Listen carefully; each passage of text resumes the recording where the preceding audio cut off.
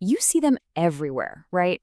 Those big, fenced-off zones of mud, steel, and machinery transforming our cities. And let's be honest, they just look like total chaos.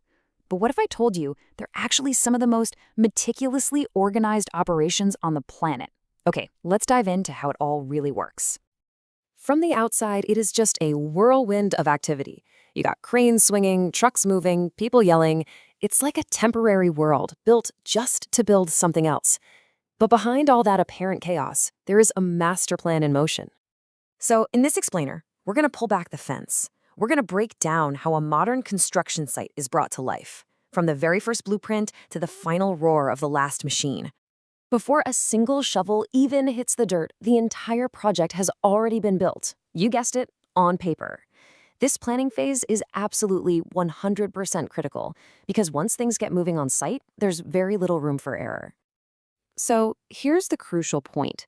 A construction site is, at its heart, a temporary organization. It exists for one reason and one reason only: to complete a project.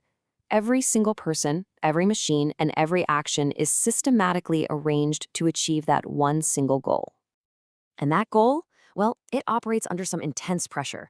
It's the classic triple constraint you hear about. You're always balancing cost, time, and quality. The real challenge is to build it on budget, on schedule, and to the highest possible standard, all while making safety the #1 priority. It's a massive, massive balancing act. The whole strategy to pull this off really rests on 5 key pillars. You've got the budget, the master schedule, a super detailed site layout, a cost estimate just for the temporary setup, and, this one's important, a risk list for anything that could possibly go wrong. Together, these documents basically form the project's Bible. All right, with the plan in place, it's time to build the factory that will build the building. Let's take a look at how an empty lot gets transformed into a functioning, temporary city. Creating this workspace involves setting up a whole infrastructure from scratch. You've got to plan the layout, control who gets in and out, and figure out storage for all the materials. You also have to position the heavy machinery, which is called plant, set up offices or site huts, connect temporary power and water, and of course, secure the whole area with fencing. Now, this is really cool because it shows you how all that thinking plays out visually. Just look at the flow here. The access road lets trucks deliver materials like steel and wood right to their specific storage spots. The offices and break rooms are clustered away from the main construction area to keep the noise down. See how the crane's radius covers all the key zones? It's all designed for maximum efficiency.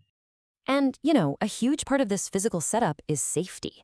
And not just for the workers, but for the public, too. This means barriers, really clear signs, dedicated storage for hazardous stuff, and even planning how to protect the neighbors from dust and noise. It's this complex, often totally invisible layer of planning that makes it all work. So, a plan is nothing without the right people to execute it. Who are the key players running the show and turning these drawings into a physical reality? Well, let's meet the A-team. The philosophy here is to be lean and mean. A good contractor doesn't just flood the site with people, they hire the right people and give them very clearly defined responsibilities. This focus on a small, expert team is absolutely essential for an efficient and economical project. And this table here perfectly breaks down the core team. Think of it like a movie crew. You've got the director, that's the project manager, overseeing everything. Then there's the technician, your site engineer, making sure everything is built to the proper standards. Out in the field, you've got the field commander, the general foreman, keeping the daily work on track. And of course, you have specialists for paperwork, equipment, and even an independent quality cop to make sure everything actually matches the original design. All right, now for the part you can hear and feel from blocks away. Let's talk about the heavy metal, the incredible machines that give a construction site its raw power. First, a really basic but super important distinction.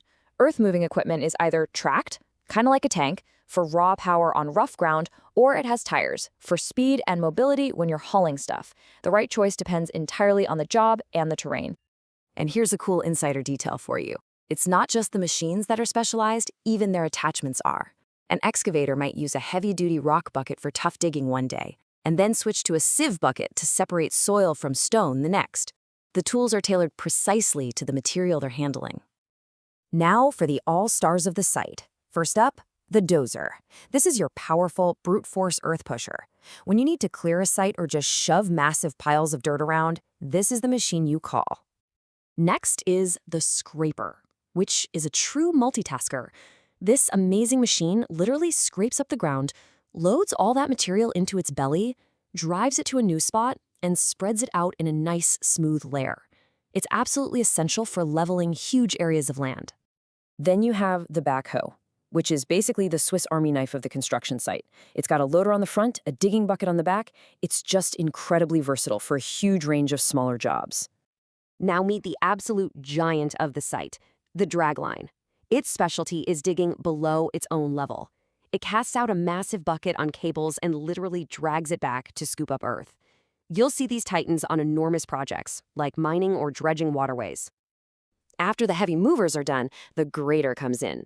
This machine is the artist of the fleet. Its job is all about precision, using that long blade to create the perfectly smooth, angled surfaces you need for things like roads and foundations. And finally, the roller compactor. This heavyweight's job is simple but absolutely vital. Use immense pressure to compact soil and other materials, making sure there's a solid, stable foundation for everything that's going to be built on top of it. So when you boil it all down, it comes to this. From the master plan to the A-team to the heavy metal parade, success is really about one thing: efficiency. The efficient use of people, materials, and machines. That is the core principle that turns organized chaos into a finished structure. So the next time you find yourself stopped at a red light staring through that chain link fence, I hope you see something a little different. Not just a mess, but a complex, perfectly tuned temporary machine firing on all cylinders.